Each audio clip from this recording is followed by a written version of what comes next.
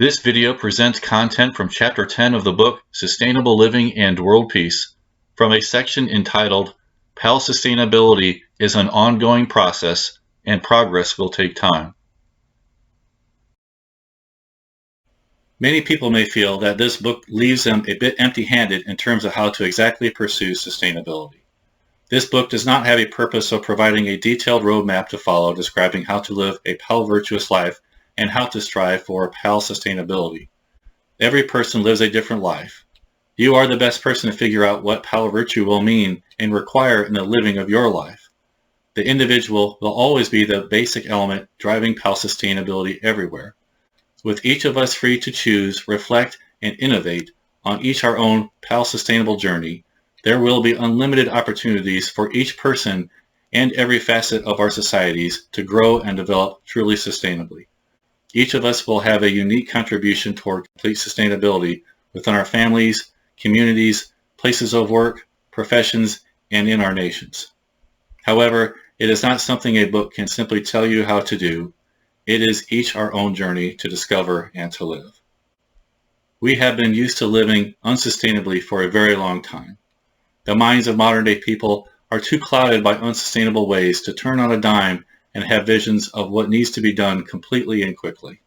The things that need to be done toward PAL sustainability will take time to come up with and will take time to implement. Even if we were to have complete inspirations at this moment as to what needs to be done in a wide range of activities towards sustainability, we would probably not be able to implement them in our lifetimes. This is not a 4 to 8 year program that will be solved quickly like we figure should be done by politicians. This is something that will take generations and will take time to integrate into the thoughts and behaviors of people throughout the world. We must be constantly and consciously re-examining our thoughts and behavior and how they affect our relationships with all people and the earth, while realizing that part of being able to grow and develop can involve the willingness to reflect upon other people's criticism of us and to also critically analyze ourselves at times.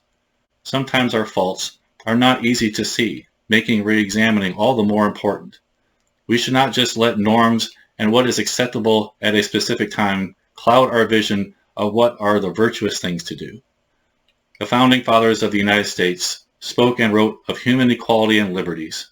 By examining their writings, it was seen that they had a clear grasp of what they were expressing, yet some of these same people owned slaves. This apparent hypocrisy was overlooked, rationalized in their minds, or otherwise justified by them somehow. For some reason or another, it may be difficult for us to see wrongs in our own lives, just as it was for these slave owners. So a constant re-examination is in order to shed light on our own particular wrongs and figure out ways to make things right. The ignorance causing people to not see the equality and free nature of all humanity, to not strive for peace and the betterment of all humanity, and to not strive for sustainability that clouded the minds of people of the past persists still today throughout the world and reveals itself in all sorts of societal ills that have afflicted us throughout the generations. It is the same ignorance that is causing the problems involving religious variances in the Middle East and other parts of the world. It is the same ignorance that caused the United States Civil War and the people's difficulties faced at the time of the Civil War. It is the same ignorance that caused the rise of the German people's acceptance of the Nazi Party. It is the same ignorance that caused the Cold War, arms races, and the proliferation of ever more advanced and deadly weapons. It is the same ignorance that causes stagnation in human achievement, the misguided use of our abilities, and which prevents prosperity on an individual and global level. The fact that these ills keep occurring and afflicting us affirms the need for humanity to continually learn, adapt, and evolve from a state of ignorance to a state of virtuous sustainability. We should be careful how we critically judge people of any time period, vilify them, or hate them for the way they were if they were acting ignorantly. After all, they were human beings subject to the norms and societal inertias of their times. Certainly, even though we have made progress, ignorant behavior is still with us in our modern society. Even though times are changing and the excuse of hiding behind a haze of ignorance or for unvirtuous behavior is diminishing, we must be careful not to vilify or hate these modern-day people also. In an excerpt from Homily 14 on the Acts of the Apostles, St. John Chrysostom once said, "Let us learn to feel for the ills our neighbors suffer, and we shall learn to endure the ills they inflict." The ignorance that clouds people's eyes, present-day people as well as people of the past, also is an affliction and destructive vexation that causes them suffering too. Instead of vilifying them or hating them, we need to recognize that they are fellow human beings that can use our help and not our hate in overcoming their ignorance. If we can help them acquire a more virtuous understanding, that will help everyone, particularly even them all the more, as they also benefit from the lifting of the veil of ignorance that has misdirected and misguided their ways. We often hear of movements to take down a statue of a person from the past or change the name of a building that was named after someone because he or she was a slave owner, a racist, or otherwise contemptible for reasons we recognize today.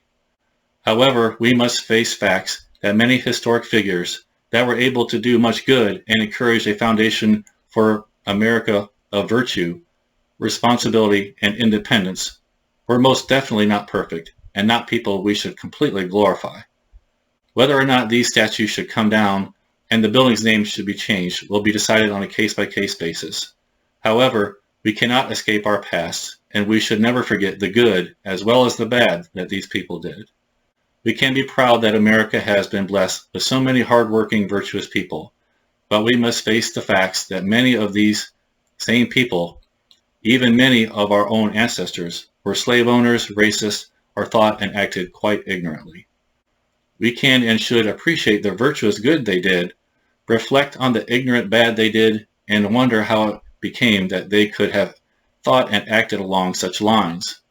But even more important to us, rather than simply judging these people, we need to take an honest look at ourselves and reflect on our own thoughts and actions.